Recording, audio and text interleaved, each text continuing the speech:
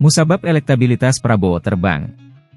Untuk pertama kalinya, Prabowo bertengger di urutan pertama survei elektabilitas bakal capres. Berkah dari seringnya nempel ke Jokowi. Ketua Umum Gerindra yang juga Menteri Pertahanan Prabowo Subianto mendapatkan persepsi positif dari publik dalam beberapa bulan terakhir dibandingkan dua kandidat yang digadang-gadang bakal menjadi calon presiden pada Pilpres 2024, Ganjar Pranowo dan Anies Baswedan. Persepsi tersebut tercermin dalam survei elektabilitas dengan simulasi 3 nama yang dilakukan Lembaga Survei Indonesia. Direktur Eksekutif LSI Jayadi Hanan mengatakan, ini adalah kali pertama Prabowo berada di peringkat teratas pada simulasi 3 nama yang dilakukan LSI dalam setahun terakhir.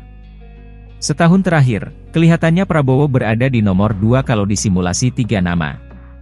Nomor 2 atau nomor 3, kata Jayadi kepada Detikx. Tapi sejak awal April ini, untuk pertama kalinya dia nomor 1 di simulasi 3 nama.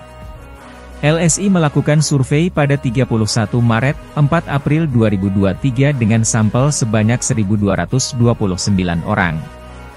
Pemilihan sampel dilakukan melalui metode random digit dialing, RDD, sebuah teknik memilih sampel melalui proses pembangkitan nomor telepon secara acak.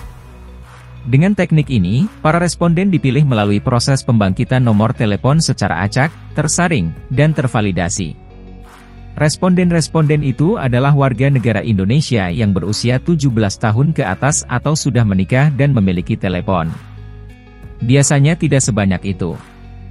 Kalau Prabowo itu dapatnya di kisaran 20% biasanya, sekarang udah di kisaran 30%, berarti itu tambahan yang diperoleh oleh Prabowo dari kalangan pendukung Jokowi, karena pendukung Jokowi tidak memilih Prabowo pada 2019 lalu.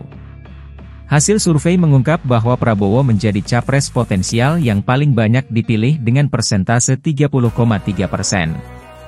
Kemudian disusul Ganjar Pranowo dengan elektabilitas sebesar 26,9% dan Anies sebesar 25,3%.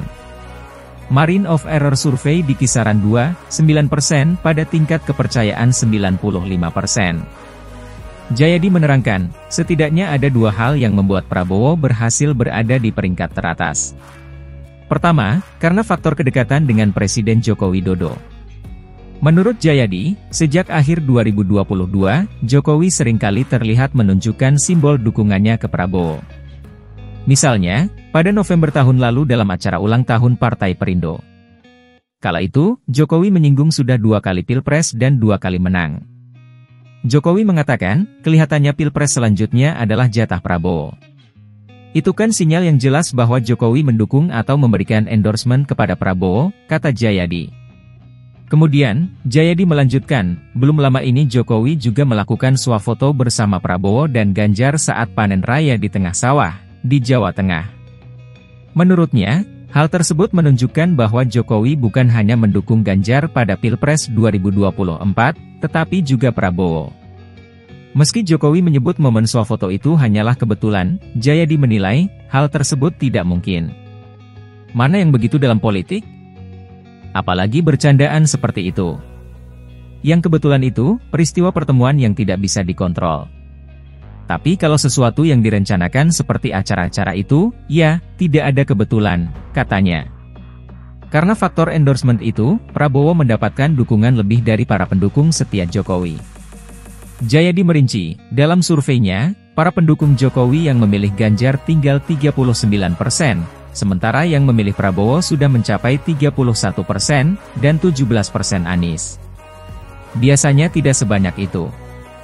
Kalau Prabowo itu dapatnya di kisaran 20% biasanya, sekarang udah di kisaran 30%, berarti itu tambahan yang diperoleh oleh Prabowo dari kalangan pendukung Jokowi, karena pendukung Jokowi tidak memilih Prabowo pada 2019 lalu, katanya.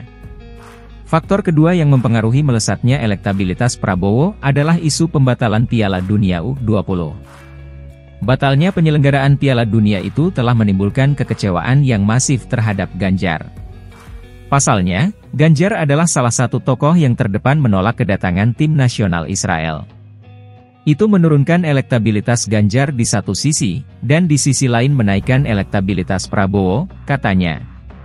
Karena para pendukung penyelenggaraan Piala Dunia itu kebanyakan pendukung Jokowi. Mereka tampaknya menyalahkan PDI Perjuangan dan Ganjar karena penolakan terhadap Israel itu, yang mengakibatkan FIFA membatalkan tuan rumah Indonesia di Piala Dunia. Efek Jokowi ini, diamini oleh Wakil Ketua Umum Gerindra Habibur Rahman. Dia mengatakan, Prabowo punya hubungan baik dengan Jokowi selama ini. Di sisi lain, Jokowi memiliki banyak pendukung.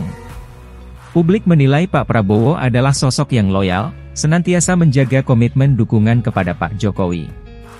Kita tahu bahwa publik memperhatikan benar aspek loyalitas ini, katanya. Jokowi sudah sejak lama menyadari bahwa dirinya dinilai berpengaruh terhadap elektabilitas Prabowo. Namun, pada awal April lalu, Jokowi menampik hal tersebut. Meski tidak menjelaskan lebih lanjut.